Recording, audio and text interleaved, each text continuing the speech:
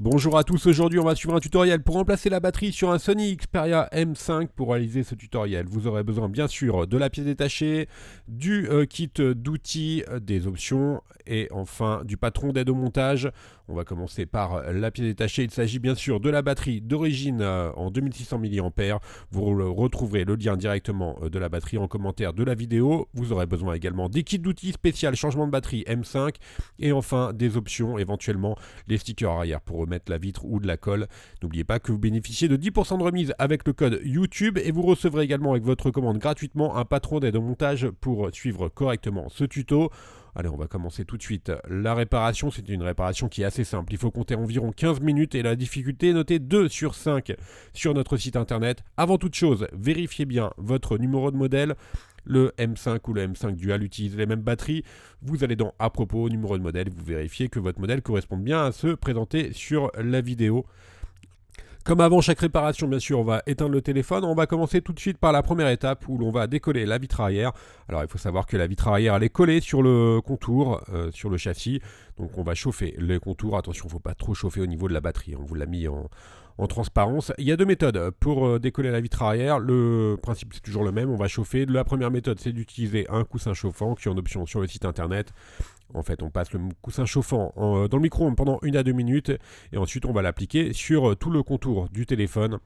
Et cela aura pour effet de ramollir la colle qui est derrière la vitre. Ça, c'était la première méthode. La deuxième méthode, c'est d'utiliser un décapeur thermique ou un sèche-cheveux, toujours pour ramollir la colle qui est au dos de la vitre arrière. Donc le décapeur thermique, pas à plus de 80-90 degrés. Et on l'applique pendant 30 secondes, 30 à 40 secondes, sur tout le contour. Et une fois que vous avez bien chauffé, on va maintenant pouvoir utiliser directement la ventouse qui est incluse dans le pack d'outils. Donc on va placer la ventouse dans le coin inférieur droit du téléphone. On va tirer sur la ventouse et on va passer avec l'outil Flex entre le châssis et la vitre arrière pour créer un petit point d'insertion. On va décoller comme cela la vitre arrière du châssis. Il n'y a pas beaucoup de colle, hein. En fait c'est du double face, c'est pas de la colle qui est utilisée. Et ça s'enlève relativement facilement. Alors, on passe l'outil Flex. Vous pouvez également utiliser un autre outil fin. L'avantage de l'e-Flex, c'est qu'il est vraiment très fin, très souple et également très solide. Si vous avez des points de résistance qui se créent, c'est pas compliqué. On chauffe à nouveau la partie, donc soit avec le décapeur thermique, le sèche-cheveux, ou en réutilisant le boudin si vous avez choisi la méthode avec le boudin.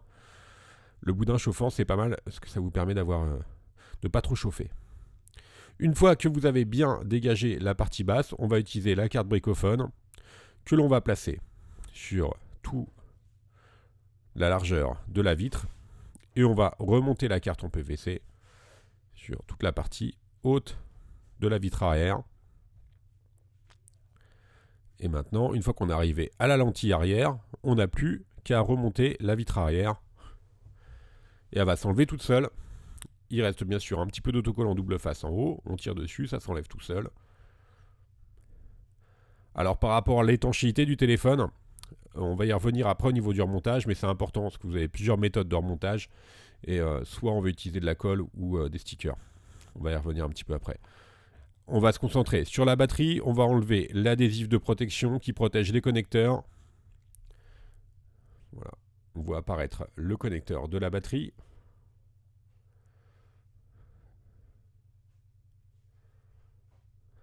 On enlève l'adhésif. Maintenant, on n'a plus qu'à déconnecter la batterie tout simplement.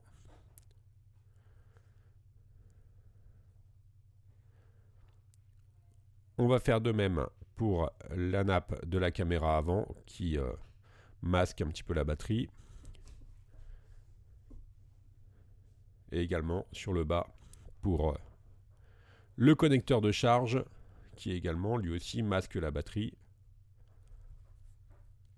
Une fois qu'on a enlevé ces trois connecteurs, on va pouvoir passer à la partie décollage, tout simplement avec l'outil Flex. On va faire levier pour décoller la batterie, celle-ci est très légèrement collée.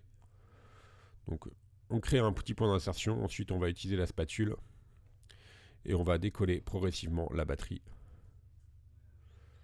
Alors attention, si ne jamais réutiliser une batterie que vous avez percée ou qui est trop abîmée, c'est important. Donc là, on passe l'outil en nylon qui est beaucoup plus rigide que l'Iflex pour pouvoir décoller. Vous voyez, là on voit l'adhésif double face qui maintient la batterie. Et voilà, la batterie est maintenant enlevée. Donc la partie démontage est bien sûr terminée. On va passer bientôt à la partie remontage pour installer votre nouvelle batterie. Ça va être hyper simple, vous allez voir. C'est vraiment pas une réparation qui est compliquée. C'est juste pour la vitre arrière, on va y revenir un petit peu après. On passe à la partie remontage. On prend bien sûr notre nouvelle batterie qu'on va remettre dans son emplacement d'origine. Et ensuite, on n'aura plus qu'à remettre les connecteurs qu'on a enlevés précédemment, donc les 3 connecteurs. Je vais revenir un petit peu avant le remontage sur la partie. Donc là, on met le connecteur dock, la caméra avant et le connecteur de la batterie. Je vais revenir un petit peu sur la partie pour refixer la vitre arrière, parce que c'est assez important. Le M5, il est étanche. Donc pour ce faire, vous avez 2 solutions pour remettre la vitre arrière. Soit vous utilisez des adhésifs double face. Donc dans ce cas-là, il faudra bien sûr nettoyer la partie châssis, ou soit on utilise de la colle qu'on va remettre sur tout le contour. Pour les 2 méthodes, ça marche, on va garder l'étanchéité avec la méthode 2. Donc là, c'est les adhésifs, ce sont des adhésifs d'origine qui font également joint d'étanchéité. Donc ça, c'est hyper important, que vous allez conserver l'étanchéité du téléphone.